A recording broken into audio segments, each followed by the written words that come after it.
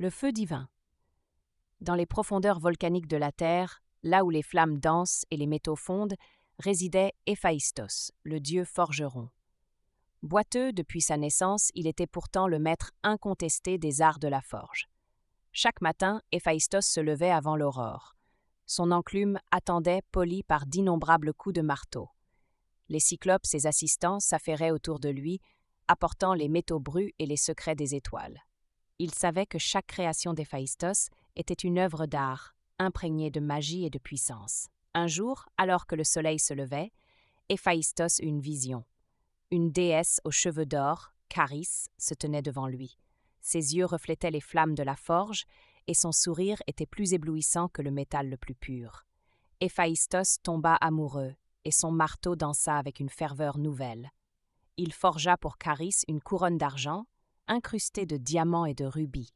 Chaque pierre était un fragment du feu divin, et quand Charis la porta, elle devint plus belle que toutes les étoiles du ciel. Mais l'amour d'Héphaïstos ne s'arrêta pas là. Aglaé, la déesse de la beauté, attira son regard. Elle était la grâce incarnée, et ses rires résonnaient comme des cloches d'argent. Héphaïstos créa pour elle une harpe enchantée, dont les notes ensorcelaient tous ceux qui l'entendaient. Aphrodite, la déesse de l'amour, fut la dernière à captiver le cœur d'Héphaïstos. Sa beauté était légendaire, et sa passion brûlait comme un feu éternel. Pour elle, il forgea un miroir d'or, capable de refléter les désirs les plus profonds de ceux qui s'y regardaient.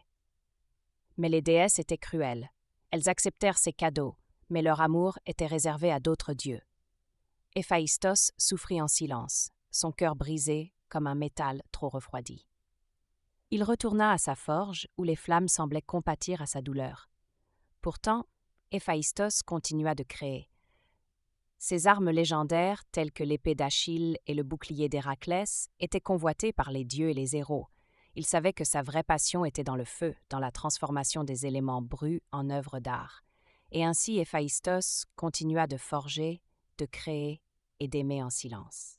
Son enclume résonnait de ses espoirs et de ses regrets, tandis que les étoiles observaient son travail depuis le ciel, car même les dieux ne sont pas à l'abri des tourments du cœur.